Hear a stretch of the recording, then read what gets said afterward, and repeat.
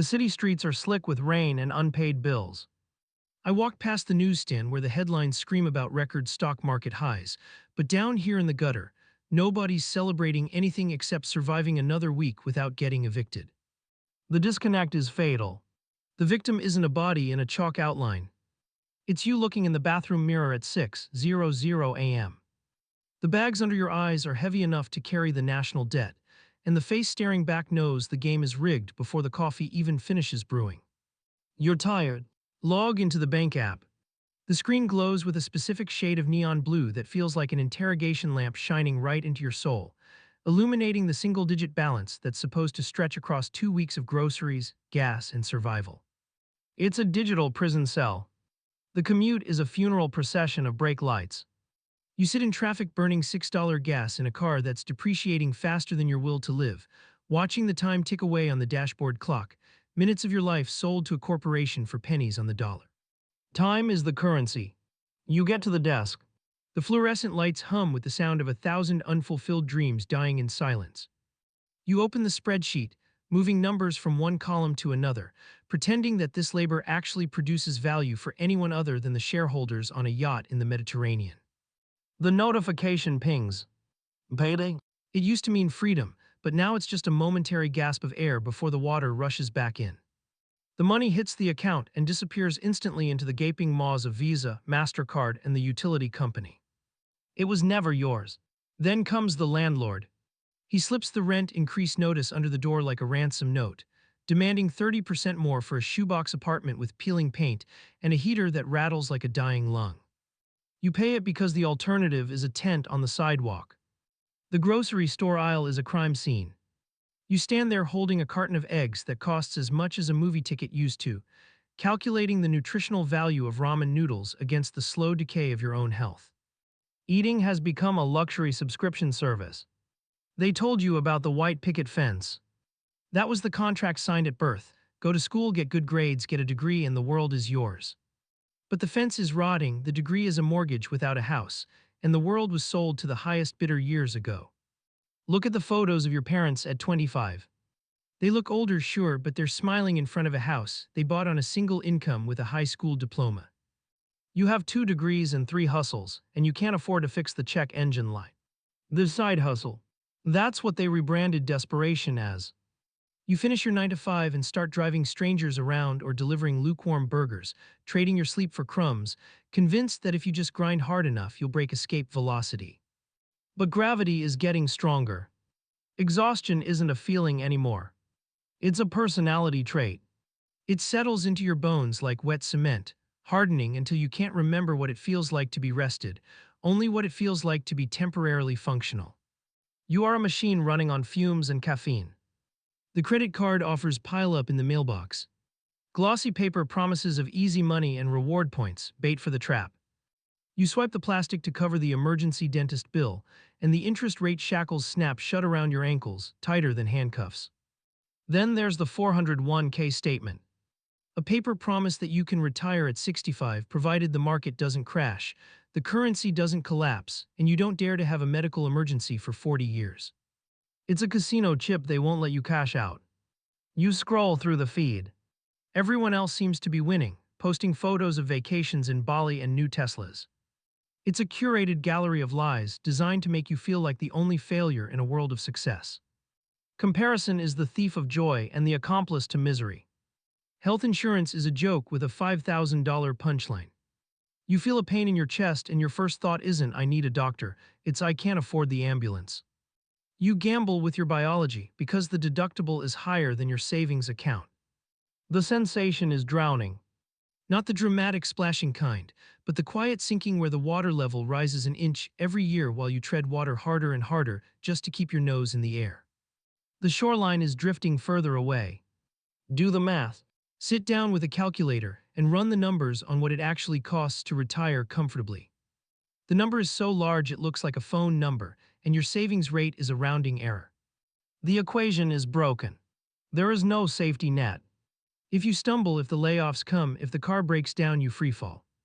The realization hits you at 3:00 a.m. You are one bad month away from losing everything, walking a tightrope over a canyon without a harness. This is the body. The American dream didn't die of natural causes. It was strangled in its sleep.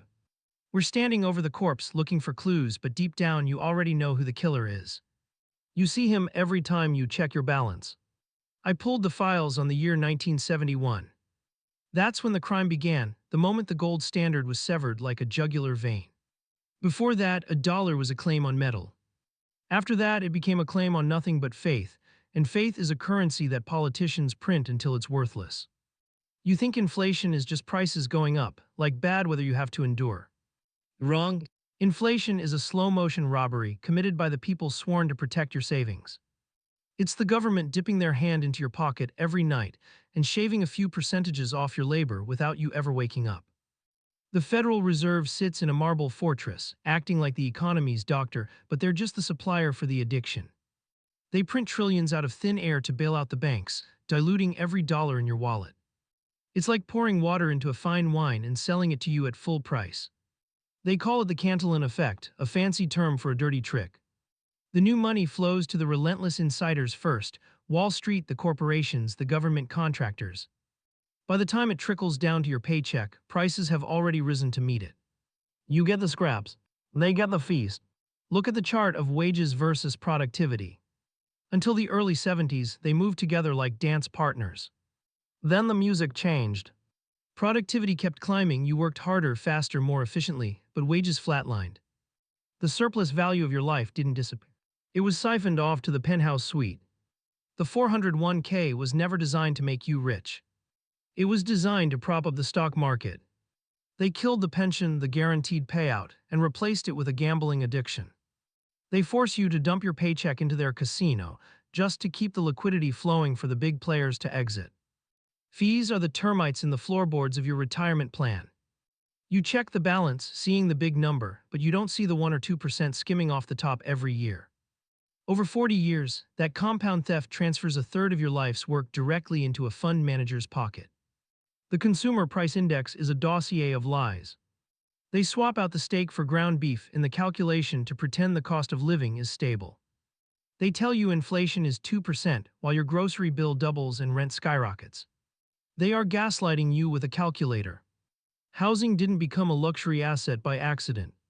When money is trash, the rich park their wealth in things that can't be printed.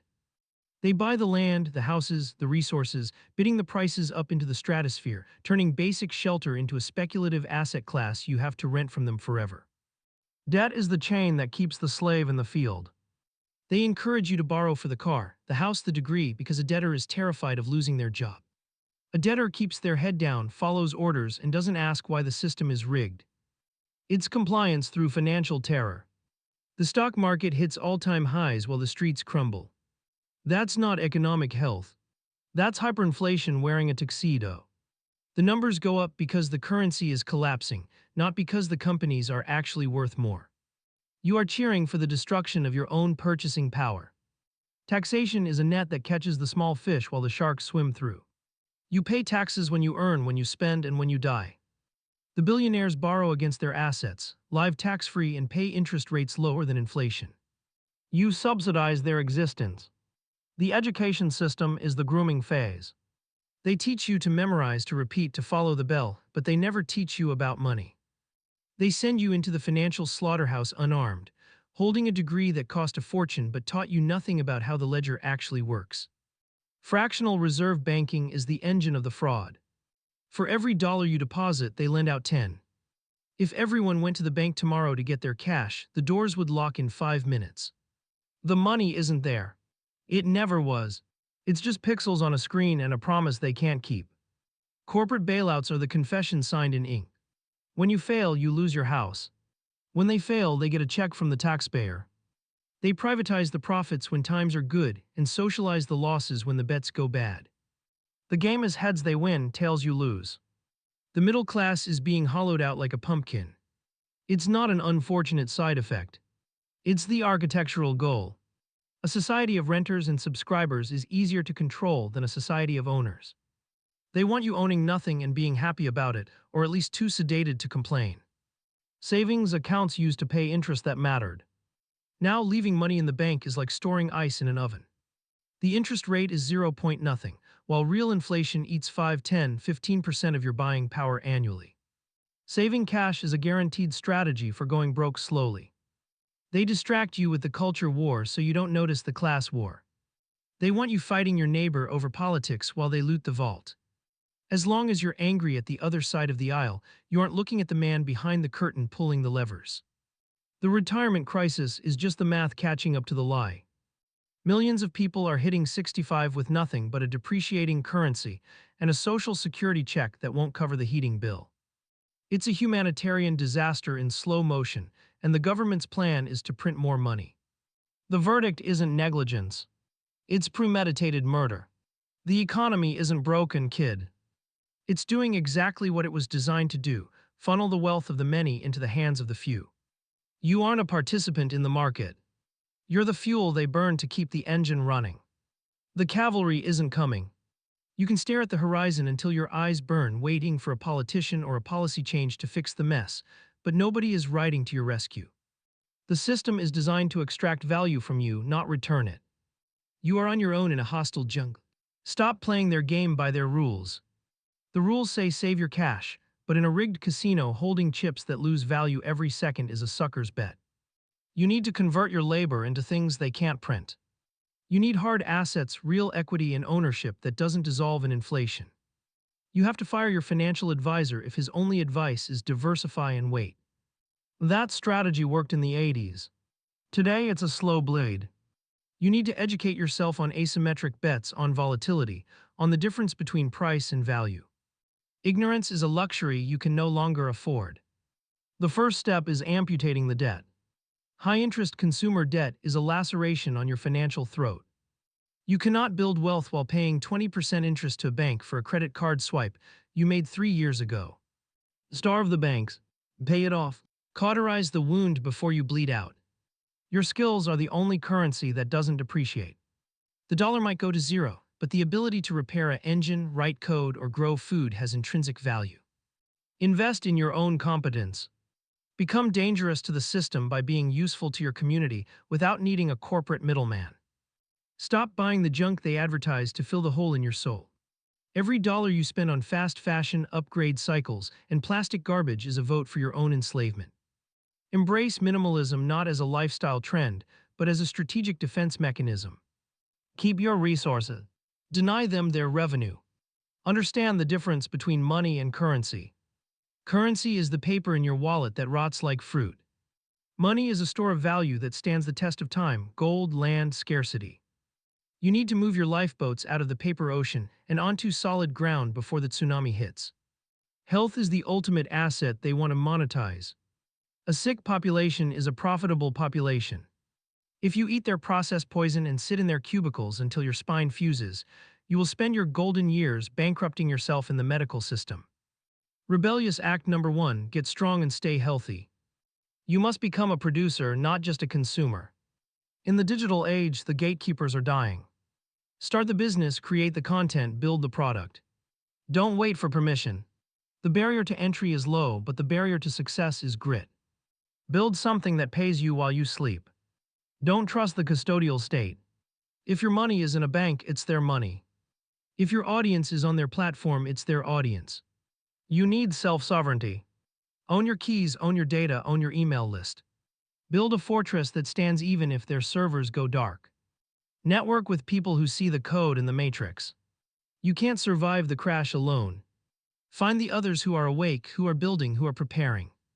A tribe of resilient people is worth more than a bunker full of canned beans.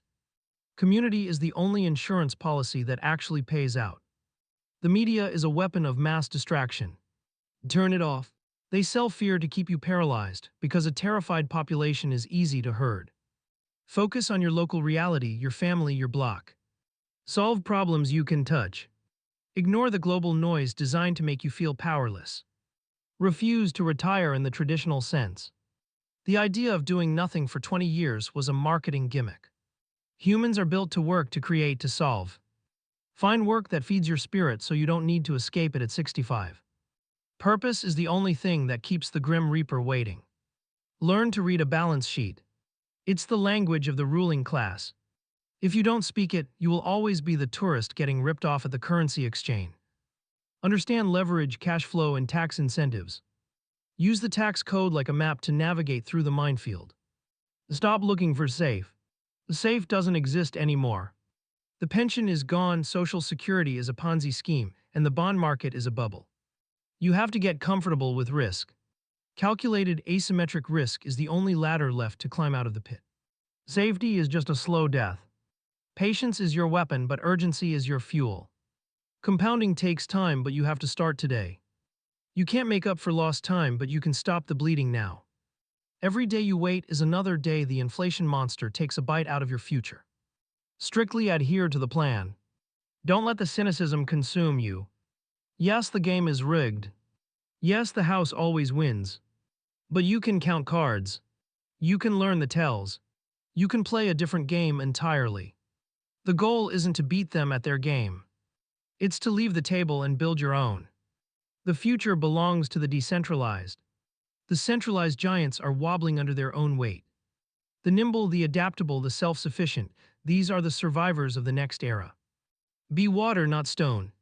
When the structures crack, make sure you're fluid enough to flow through the gaps. This is a war for your mind as much as your wallet. They want you hopeless, passive, and dependent. The greatest act of rebellion is to be optimistic, capable, and free. Look at the crime scene, acknowledge the murder, but refuse to be the next victim in the chalk outline. The American dream wasn't a lie. It was a specific moment in time that has passed into history, like the frontier or the gold rush. Mourning it won't bring it back. We are standing in the rain, watching the neon sign flicker and die. It's dark now, but in the dark, if you open your eyes wide enough, you can finally see the stars. Gaze closed.